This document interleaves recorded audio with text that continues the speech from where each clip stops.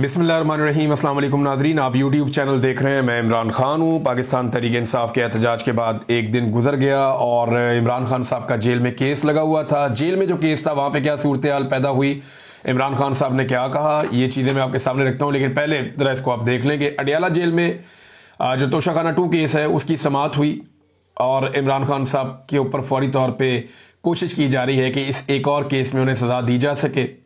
इमरान खान के वकला और अहले खाना को समाअत तक रसाई देने की दरख्वास्त की गई कि जनाब वकील थे आन दो। बल्कि इमरान खान साहब के वकील ने यह कहा कि जज साहब सलमान अकरम राजा साहब इमरान खान साहब के फोकल पर्सन हैं इन कानूनी मामलात में और मल्टीपल केसेस चल रहे हैं, उन्हें अंदर आने दिया जाए और दीगर वकला को आने दिया जाए। तो एक तो इमरान खान साहब के वकला और अहले खाना को समाअत तक रसाई देने की दरख्वास्त दी गई, जिस पर जज शाहरुख अर्जुमन ने जेल के बाहर मौजूद उस्मा खान को कमरा अदालत में बुलाया। इमरान खान के वकला सफाई सलमान सफदर और कौसीन मुफ्ती अदालत में पेश हुए। वकील कौसीन मुफ्ती ने नैब के गवाह पर जरा करने के लिए अदालत से मजीद वक्त मांगा, जिसकी स्पेशल प्रोसिक्यूटर उमर मजीद ने मुखालफत की और कहा कि जानबूझकर ट्रायल को तूल देने की कोशिश की जा रही है। इमरान खान की बहन कमरा अदालत में आ चुकी हैं, अब भी गवाह पर जरा नहीं की जा रही।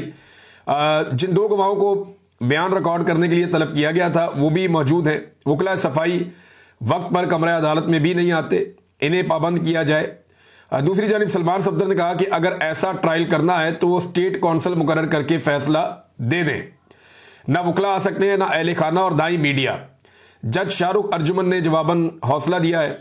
इमरान खान और बुशरा बीबी भी कमरा अदालत में मौजूद थे। अब ये जिस तरह ट्रायल हो रहा है सारी दुनिया को पता है और पीटीआई को ये लगता है कि उनके साथ इस ट्रायल में भी माजी की तरह ज्यादती होगी। जैसे साइफर वाला मुकदमा बनाया गया, जैसे इद्दत वाला केस चलाया गया, जैसे तोशाखाना का एक और पहले केस चलाया गया, ये वो सारे मुकदमात हैं जो अलकादर वाला भी, ये सारे मुकदमात ऐसे हैं जहां इमरान खान साहब को और उनकी पार्टी को बड़े शदीद तहफ़्फ़ुज़ात रहे हैं। 9 मई के मुकदमात तो वो तो ना 3 में ना 13 में, जिस किस्म के वो मुकदमात हैं उन्हें अगर आप सुने और उन्हें आप पढ़ें तो इंसान के रोंगटे खड़े हो जाते हैं कि इतनी बड़ी मिस्टेक्स जिस मुल्क के अंदर इदारे कर रहे हैं वो मुकदमात में, उन इदारों को क्या रहने का इख्तियार भी है।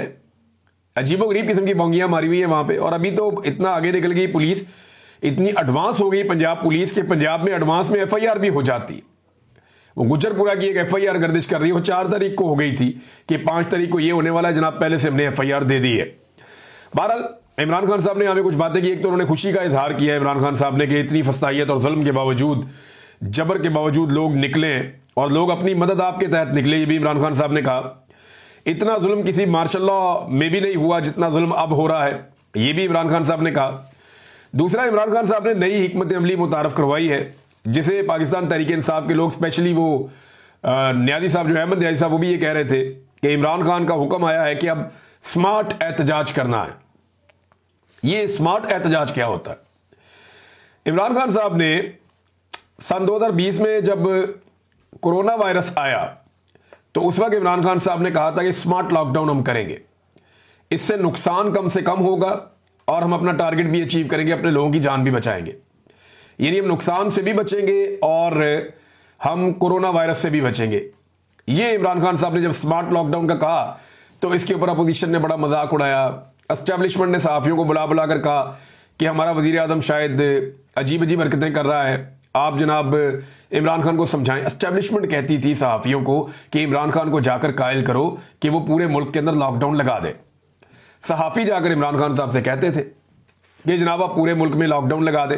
एस्टेब्लिशमेंट सियासतदानों से भी कहती थी, अपोजिशन से भी प्रेशर डालती थी, मीडिया को भी कहती थी, ताकि इमरान खान साहब पूरा लॉकडाउन लगाएं और इमरान खान साहब का पूरा बंदोबस्त हो जाए पाकिस्तान की सियासत में। क्योंकि 2019 में नवाज शरीफ साहब मुकम्मल डील कर चुके थे जनरल बाजवा से, तो अब उन्हें जल्दी थी कि कोरोना के बहाने ही इमरान खान साहब को निकाल दें। लेकिन इमरान खान साहब ने बात इनकी नहीं सुनी और एक स्मार्ट लॉकडाउन की तरफ गए, जिसका शुरू में मजाक उड़ाया गया, लेकिन फिर पूरी दुनिया ने तारीफ की और उन्होंने कहा कि पाकिस्तान एक ऐसा मुल्क है जो दुनिया के टॉप 3 मुल्कों में है जिन्होंने कोरोना वायरस का मुकाबला किया। अब आजकल कुछ सहाफ़ी और कुछ दीगर लोग जो है इमरान खान साहब के उस दौर में जब कोरोना वायरस आया हुआ था, एक अखबार की कटिंग निकाल कर लगाते हैं जिसपे इमरान खान साहब ने कहा था कि जो लोग जलसे जुलूसों के लिए कुर्सियां वगैरह देंगे उनकी चीजें, उनका सामान जब्त किया जाएगा। और वो सहाफ़ी को लिखता है जी हम दायरों में घूम रहे हैं, कोई कह रहा है जी इमरान खान के दौर में भी ऐसा था, कोई कह रहा है जी याद माजी अदाब है यार। अब तो मैं सिर्फ याद दिलाऊं, वो कोरोना वायरस का दौर था। इमरान खान ने तो किसी भी जलसे की परमिशन देने से इनकार नहीं किया, बल्कि वो तो इन चीज़ों को बॉदर ही नहीं करते थे। कोई जलसा करना चाह रहा है, जुलूस करना चाह रहा है। जितने PMLN ने इमरान खान साहब के दौरे हुकूमत में जलसे किए, उनकी तो कोई माजी में मिसाल ही नहीं मिलती। जितने फजलुर रहमान साहब ने किए, पीपल्स पार्टी ने किए, इमरान खान साहब ने फ्री हैंड दिया हुआ था कि आपने जितने जलसे करने आप करें, लॉन्ग मार्चेस लेकर आने आप लेकर आए। ये जलसे भी करते थे, लॉन्ग मार्च भी लेकर आते थे। तो इमरान खान ने तो जमहूरी होने का सबूत दिया था। लेकिन इमरान खान के मुखालिफिन बहुत ही घटिया निकले और उन्होंने तमाम जमहूरी इकदार जो हैं उन्हें पामाल किया है, सिर्फ इमरान खान की मुखालफत में और उसके खौफ की वजह से, उसकी मकबूलियत की खौफ की वजह से। और उनको क्या मसला है? इन्हें लगता है जब तक इमरान खान है या उसकी मकबूलियत है, सियासत में इनकी दाल नहीं गलेगी। तो वो जनाब, वो जो कटिंग जो है वो इस वक्त पेस्ट करके तो प्रोपेगेंडा किया जाता है, वो कोरोना वायरस के टाइम की है। और आज अगर कोई मना करता है तो आप उसके साथ इसका मुवाजना नहीं कर सकते। किसी की जान बचाने के लिए आप ये कह रहे हैं कि लोगों को आप इकट्ठा ना करें। बहरहाल स्मार्ट लॉकडाउन के बाद इमरान खान साहब ने स्मार्ट एहतजाज की कॉल दी है। वो ये कहते हैं स्मार्ट एहतजाज करें, यानी आपने गिरफ्तार नहीं होना और आपका अपना नुकसान नहीं होना चाहिए, लेकिन आप हुकूमत के नाक में भी दम करके रखें। और यानी वो कहते हैं भगा भगा के मारे इन्हें। अब हमारा जो सहाफ़ी तबका है उनको आदत है देखने की कि इकट्ठा हजूम आ रहा है बहुत बड़ा, और ये हजूम आकर खड़ा हो गया, इसको अपने जनाब देखना है और यहां तसल्ली से खड़े होकर इनकी कवरेज करनी है, इनके इंटरव्यूज करने और चला देना है। अब इसके लिए मीडिया को एस्टेब्लिशमेंट की मिन्नतें करनी पड़ेंगी कि जनाब उनको इकट्ठा तो होने दें, हमने उनसे बात करनी है। एस्टेब्लिशमेंट ने सारे रास्ते बंद कर दिए। अब एक ही रास्ता है पाकिस्तान तहरीक इंसाफ के पास कि वो एहतजाज करें और पुलिस के आने से पहले निकल जाएं, या रैलियां निकालें, छोटी मोटी एहतजाज करें, मुख्तलिफ शहरों में, मुख्तलिफ देहात में, अलग अलग जगह पे करें। वो उन्होंने किया है। अब ये सिलसिला आगे बढ़ेगा तो पाकिस्तानी एक नई तरह की सियासत देखेंगे, एक नए तरह का एहतजाज देखेंगे, जिसके लिए ना तो पाकिस्तानी मीडिया ट्रेंड है और जिसके लिए ना तो पाकिस्तान का सिस्टम पहले से ट्रेंड है और ना इन्होंने ऐसी चीज़ पहले विटनेस की है। इमरान खान साहब ने पाकिस्तान की सियासत में बहुत सारी ऐसी चीज़ें मुतारफ करवाई जो इससे पहले नहीं थी। सबसे बड़ा जो इमरान खान साहब का कंट्रीब्यूशन है पाकिस्तान की सियासत में, वो मिडिल क्लास को सियासत के अंदर लेकर आना है। मिडिल क्लास जो सियासत से अपने आप को इररेलेवेंट रखती थी, यहाँ पे एक मिडिल क्लास के अंदर मशहूर जुमला होता था, मैं तो बिल्कुल गैर सियासी हूँ भाई मैं तो बिल्कुल सियासत में नहीं हूँ भाई। यानी ये बड़ा फख्र समझते थे लोग के भी सियासत से मेरे से सियासी बात कोई ना करे, तो गाली समझते थे लोग इसको। तो इमरान खान साहब ने लोगों को इस तरफ तवज्जो दिलवाई, उन्हें लेकर आए और अभी वही मिडिल क्लास जो है वो गले की हड्डी बनी हुई है, ना वो निगली जाती है ना उगली जाती है एस्टेब्लिशमेंट से। ये मिडिल क्लास इतनी रेलिवेंट हो गई है कि बाकी सारे के सारे इररेलिवेंट हो गए हैं और ये पाकिस्तान चलाने वाले लोग हैं, तगड़े लोग हैं। भारत इमरान खान साहब ने अब स्मार्ट एहतजाज का हुक्म दिया अपनी पार्टी को और कहा जी भगा भगा के मारेंगे। और इमरान खान साहब का केस जो है वो अब 9 अगस्त तक मुलतवी हो गया है। इमरान खान साहब ने जो कारकर्दगी है कारकुनों की, उससे इमरान खान साहब ने कहा जी कि वो मुतमईन है। फिर एक और चीज़ जो इमरान खान साहब ने दोहराई है, बाद लोग इससे इख्तलाफ कर रहे हैं कि पाकिस्तान तहरीक इंसाफ को कोई भी मैदान खुला नहीं छोड़ना चाहिए, बल्कि जहां जहां पे ज़िमनी इलेक्शन होते हैं वो लड़ने चाहिए। मैदान तो वाकई खाली नहीं छोड़ना चाहिए और जहां ज़िमनी इलेक्शन होते हैं वो आपको लड़ना चाहिए। पॉलिटिकल पार्टी यही कर सकती है, मजीद एक्सपोज कर सकती है। लेकिन देखें अब ये करेंगे क्या? ये PTI के साथ इलेक्शन लड़ेंगे और धांधली करके इलेक्शन जीतेंगे और इलेक्शन जीतने के बाद अनाउंस करेंगे कि देखें जनाब इमरान खान की मकबूलियत खत्म हो गई है, मरीम नवाज ने पता नहीं कितनी खिदमत कर दी है और पता नहीं कितने लोगों के पांव दबा दिए हैं, उसके बाद देखें अब आप ये हुकूमत बन गई और ये जनाब हमारी सीटें आ गई, अब तो अगली दफा हमारी हुकूमत बनेगी। वो एक परसेप्शन बिल्डिंग करना चाह रहे हैं इमरान खान साहब, शायद उसको अवॉइड करना चाह रहे हैं कि होना तो वही है जो एस्टेब्लिशमेंट ने फैसला कर लेना, लिहाजा इसको रोका जाए। अब ये सिलसिला चलेगा कब तक? देखिए ये जो एहतजाज हो रहे हैं इनका सिलसिला चलेगा जब तक मौजूदा फौजी की आदत है। और ये मैं नहीं कह रहा, ये बहुत सारे जो टाउट्स हैं वो भी ये कहते हैं, जो फौज की तरफ से आके खबरें देते हैं ज़राए से, वो भी ये कहते हैं कि जब तक आसिम मुनीर है तब तक आप ये सोचे भी ना कि पाकिस्तान में पाकिस्तान तहरीक इंसाफ या इमरान खान साहब के लिए कोई रास्ता निकलने वाला है। मौजूदा आर्मी चीफ अगर 2025 में नवंबर में रिटायर हो जाते हैं और एक नया आर्मी चीफ आता है तो हो सकता है कि आने वाला आर्मी चीफ जो है वो अपनी पॉलिसी को तब्दील करे और पाकिस्तान तहरीक इंसाफ के खिलाफ जो कुछ हो रहा है उस जालिमाना सिलसिले को रोके, तो चीज़ें नॉर्मल भी हो सकती है। लेकिन हो सकता है कि जो आए वो इस पॉलिसी को कंटिन्यू करे। अच्छा, ये भी हो सकता है कि आसिम मुनीर साहब जाए ही ना और वही कंटिन्यू कर ले। तो अगर आसिम मुनीर साहब कंटिन्यू करते हैं तो फिर ये तो सबको पता है कि जो उनकी पॉलिसी है वो तो तब्दील होनी नहीं है। ये पॉलिसी खौफ पे मबनी है, क्योंकि एस्टेब्लिशमेंट को ये लगता है कि इमरान खान उनके रास्ते की सबसे बड़ी दीवार है और अगर उनके लिए कोई मुसीबत खड़ी कर सकता है तो वो इमरान खान है। लेकिन इस सब में जो बड़ा चैलेंज है वो ये है, जो पिछले तकरीबन 3 साल से चल रहा है, 3.5 साल से, वो ये है कि मुल्क चलाना एक बहुत बड़ा मसला बन गया है। यानी मईशत ये खड़ी नहीं कर पा रहे। मईशत की हालत आपके सामने, ज़र मुबादला के ज़खायर आपके सामने, सारा लोगों का पैसा दूसरे मुल्कों का हमने लाकर जमा किया हुआ है अपने ख़जाने में। पाकिस्तान का अपना उसके अंदर कोई कंट्रीब्यूशन नहीं है। अगर ये मुल्क अपना पैसा वापस ले, जिस पे आप बहुत भारी कर्जा उसके ऊपर सूद देते हैं, अगर वो पैसा वापस लें तो आप तनख्वाहें भी अदा नहीं कर सकते। खुदा न खास्ता ये सूरत हाल पाकिस्तान की बनी हुई है। तो जो ख्वाजा आसिफ ने कहा था कि अमलन पाकिस्तान डिफॉल्ट हो गया, वो बात उन्होंने उस वक्त गलत नहीं की थी। फिर महंगाई में जो इजाफा हो रहा है ये वापस नहीं हो सकता इस वक्त। चीनी की आप मिसाल ले लेना, हुकूमत की पॉलिसी की वजह से 80 रुपए किलो वाली चीनी अब 210 रुपए, 205 रुपए और बाज़ जगह पे इससे भी महंगी बिक जाती है। और आने वाले दिनों में जो चीनी इंपोर्ट की जा रही है उसके बारे में कहा जा रहा है कि वो 225 तक या इससे ऊपर जाएगी। और फिर जब पाकिस्तानी अपनी चीनी बनाएंगी, शुगर मिले, तो वो भी मुनाफा कमा के कुछ कीमत कम भी कर देंगे, तो उस वक्त भी अवाम के ऊपर बोझ रहेगा। तो ये महंगाई कम होने वाली तो नहीं है। गुर्बत में जो लगातार इजाफा हो रहा है, लगभग आधे पाकिस्तानी अब गुर्बत की लकीर से नीचे चले गए। ये भी ठीक होने के इम्कानात कम है, क्योंकि मायूसी है, एक गवर्नेंस के बड़े संजीदा मसाइल हैं। हुकूमत अपना हर काम करते हुए यही सोचती है कि इमरान खान का क्या बनेगा, या इमरान खान को नीचा दिखाने के लिए वो क्या कर सकते हैं। जब आपकी सारी पॉलिसीज पाकिस्तान के 25 करोड़ अवाम के लिए नहीं, जेल में बैठे हुए एक लीडर के लिए है, तो फिर उन पॉलिसीज में खराबियां होती हैं और उनकी वजह से हालात बेहतर होने की वजह से खराब होते हैं। दहशतगर्दी जो है वो बढ़ती चली जा रही है, कंट्रोल नहीं हो रही। अभी एक और मेजर साहब शहीद हो गए, इंतहाई अफसोसनाक वाकया है। बार बार इस तरह के वाकयात हो रहे हैं, ऊपर नीचे शहादतें हो रहे हैं फौजियों की, और अवामी शिकायत जो है वो भी बढ़ती जा रही है दहशतगर्दी को लेकर। यानी जो कबायली लोग हैं वो अब चाहते ही नहीं है कि वहां पे ऑपरेशन हो, वो ऑपरेशन के सख्त खिलाफ हैं। और दूसरी तरफ जनाब ऑपरेशन भी किए जाते हैं और दहशतगर्दी भी कंट्रोल नहीं होती। इन सारी चीजों को अगर आप प्लस माइनस करके देखें, बेरोजगारी में भी इजाफा हो रहा है लगातार, और पाकिस्तानी पाकिस्तान छोड़ छोड़ के भी जा रही है। एक रिपोर्ट है और ये गल्फ न्यूज में है। ये रिपोर्ट आप देखें ना कि सिर्फ 6 महीने के अंदर, ये खलीजी अखबार है गल्फ न्यूज। और मैं अभी आपको एक और इस हवाले से इंकशाफ करता हूं आपके सामने। मुझे बड़ी इंपॉर्टेंट एक बात पता चली है कि जो अरब ममालिक हैं उन्होंने पाकिस्तानियों के वीज़ाज क्यों बंद किए हुए हैं, ये मैं आपको भी बताऊंगा। सिर्फ 6 महीने में 3.5 लाख पाकिस्तानी बैरून मुल्क मुंतकिल हो चुके हैं। ये खलीजी अखबार गल्फ न्यूज़ का दावा है। मुल्क छोड़ने वाले अफराद में आला तालीम याफ्ता अफराद समेत इंतहाई तकनीकी अफराद भी शामिल हैं, जबकि डॉक्टर समेत नर्सिस के मुल्क छोड़े जाने से मुल्क के निज़ाम सेहत में भी मसाइल बढ़ने लगे हैं।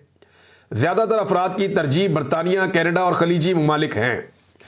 अब मैं आपको बताता हूं कि ये जो कई अरब ममालिक हैं वो पाकिस्तानियों को वीज़ा क्यों नहीं दे रहे। पाकिस्तानी जाना चाहते हैं ना यहाँ अरब ममालिक में, कई ममालिक ने तो पहले से बंद किए हुए थे, कई ने अब बंद किए हुए हैं, वो वीज़ा नहीं दे रहे पाकिस्तानियों को। उन्होंने पॉलिसी बहुत सख्त कर दी है पाकिस्तानियों के लिए। ये क्यों हो रहा है, ज़रा इसके बारे में आप सोचें। ये खलीजी ममालिक को तो सस्ती लेबर चाहिए होती है और वो तो तरक्की कर रहे हैं, उनके तो धड़ाधड़ प्रोजेक्ट आ रहे हैं। तो पाकिस्तानियों को इस वक्त वीज़ाज क्यों नहीं मिल रहे और इतनी सख्ती क्यों हो गई है। देखें, पाकिस्तानी पाकिस्तान छोड़ छोड़ कर जा रहे हैं। फील्ड मार्शल ने कहा था ये ब्रेन गेन है, मेरी समझ में आज भी उनकी वो बात नहीं आई, मैं हैरान होता हूं। लेकिन इस ब्रेन ड्रेन को रोकने के लिए पाकिस्तान ने, ये मुझे एक खलीजी मुल्क से ये बात पता चली, मैं नाम नहीं लूंगा क्योंकि जिन लोगों ने मुझे बताया फिर उन्होंने कहा था कि अभी आपने नाम नहीं लेना, लेकिन मैं आपको ये बता देता हूं कि एक खलीजी मुल्क है, वहां पे मेरे एक दोस्त हैं, वो कुछ वीज़ाज के लिए काम करते हैं और उनके वहाँ का जो होम ऑफिस है उसमें बड़े अच्छे ताल्लुकात हैं। तो उन्होंने मुझे ये बात 2 दिन पहले बताई और उन्होंने कहा जनाब के, मैंने उनसे पूछा कि आप पाकिस्तानियों पे इतनी पाबंदी क्यों लगा रहे हैं, इंडियंस पे, बांग्लादेशियों पे उस तरह से नहीं है मामला जिस तरह पाकिस्तान के लिए है, तो पाकिस्तानियों से तो आपका बड़ा प्यार है। तो उन्होंने कहा जी हम जो पाबंदी लगाते हैं ना या लोगों को अपने मुल्क में आने से रोकते हैं, ये पाकिस्तानी हुकूमत की दरख्वास्त पे रोकते हैं।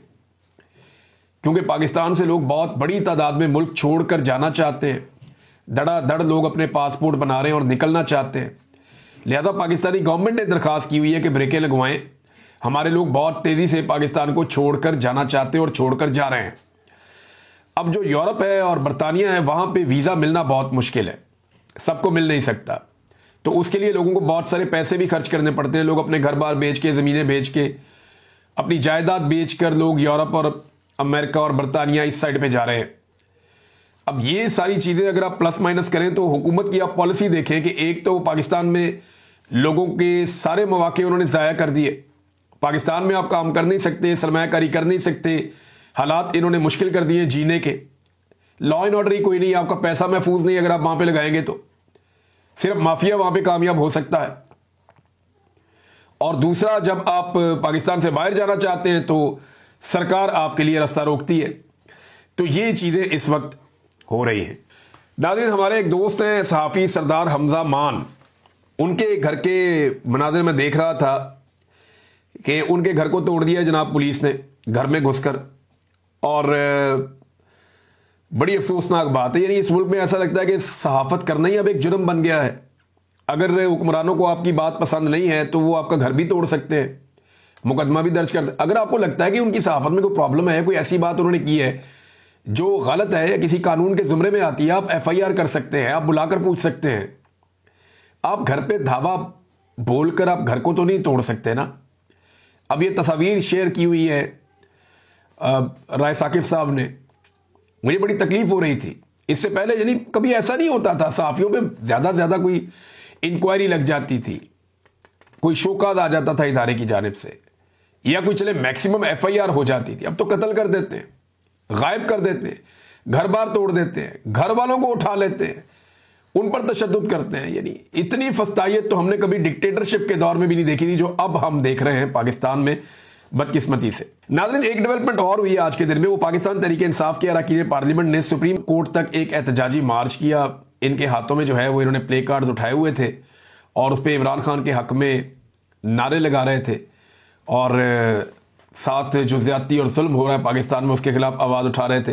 तो पाकिस्तान तहरीक इंसाफ को इस किस्म की एक्टिविटीज़ रेगुलर बेसिस पे करनी पड़ेगी, और रोज़ाना वो करेंगे तो एक इम्पैक्ट क्रिएट होगा, वरना एक एक करके सारे MNAs तो वैसे ही ख़त्म हो जाएंगे।